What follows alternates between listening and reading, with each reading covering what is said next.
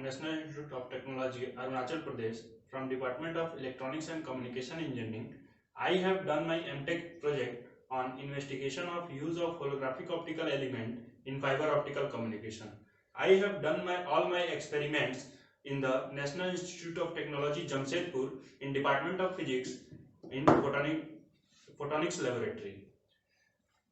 As we know that in fiber optical communication, we need different elements and components to perform the action of fiber optical communication, like coupler, multiplexer, demultiplexer, and etc. tools are required to install for installation and working of fiber optical communication. From that components, we have chosen a coupler and recorded it and designed it by using holography. To record the holographic coupler, we have to record interference pattern generated by the superimposition of coherent plane and spherical beams. This interference pattern is recorded on high resolution photographic film. This recorded plate works as off-axis Joule plate or holographic coupler. To get the plane and spherical beam, we have to generate two arms of equal path. Here, this experimental setup shows the generation of two arms of equal path. Here, this is our holographic table, which is vibration isolation table, and we have used the light source as a helium neon laser of 5 milliwatt. Here, the light coming out from laser is splitted by beam splitter. This is 50-50 beam splitter, which splits the light in two equal parts. One portion of light is reflected and another portion of light is passed away. The reflected light from the beam splitter, here we have used the mirror. We can see that the beam from this mirror on the plate, on the photographic plate, is on the left portion. I am rotating that beam, and another part is here we have used mirror. From this mirror, the light gets reflected to this mirror, and from this mirror we can see that the right portion on the photographic film is the light from this mirror. Now, to generate the equal path, we have to superimpose both of the beam on same position. Here, as we can see that I am superimposing on each other. By superimposing the beam on a point, we have generated the two equal paths. In these two equal paths, we have to generate one path as a spherical wave and another as a plane wave. From that, we will record the holographic coupler. To generate the plane wave, first the light is expanded and filtered through spatial filtering arrangement, which consists of microscope, objective, and a pinhole. Now, a convex lens is kept such that its focus lies at the position of pinhole.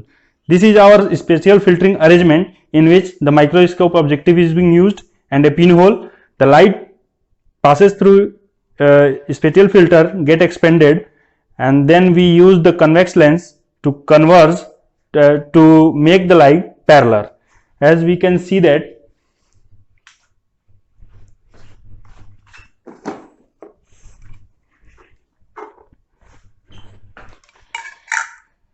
this is the pinhole which we have used. We have taken one sample, and this is microscope objective which we have used in this spatial filtering arrangement. And after passing the light through convex lens, the light is parallel. As we can see that as we goes on increasing the distance from the lens, the spot size or the light is not getting expanded. It means that the light is parallel. Now, the spatial filter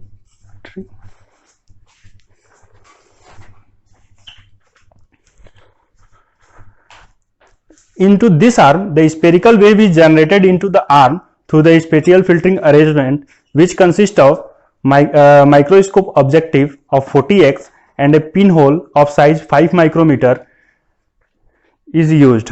The spherical and plane wave are superimposed on the photographic plate and corresponding interference pattern is recorded. Exposed plate is developed through certain chemical and procedure. here we can see that the spherical wave coming out from the spatial arrangement, and here we can see that the plane wave.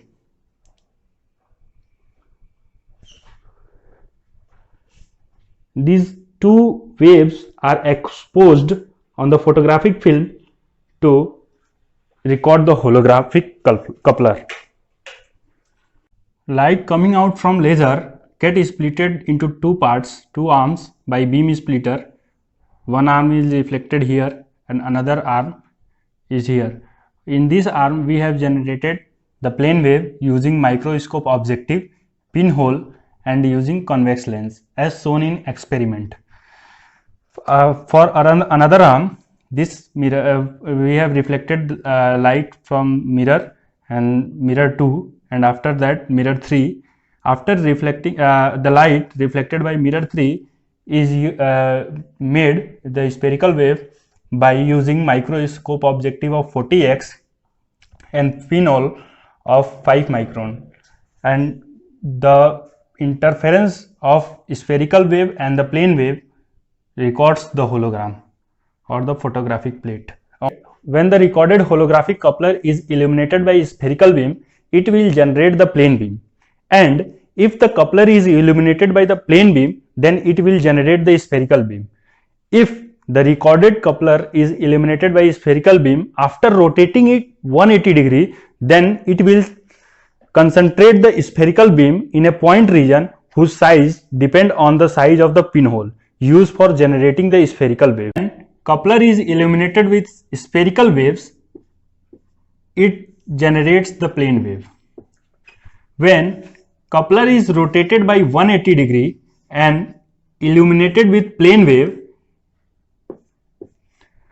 it concentrates the light on a point whose size depends on the size of pinhole wave used for getting spherical waves of coupler. We will take two holographic coupler for coupling the fiber output. This is fiber 1, light coming out from fiber, holographic coupler 1,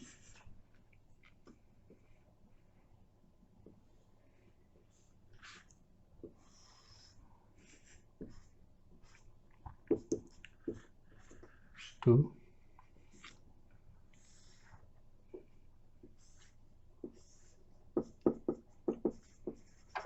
fiber 2. Now as we can see that the light coming out from fiber is in form of a spherical wave. After passing through coupler, it's the plane wave is generated, and for second coupler the plane wave is illuminated and it is concentrated on the other fiber end. Now this was the whole phenomena and the experimental process for the coupling action of holographic coupler. Thank you.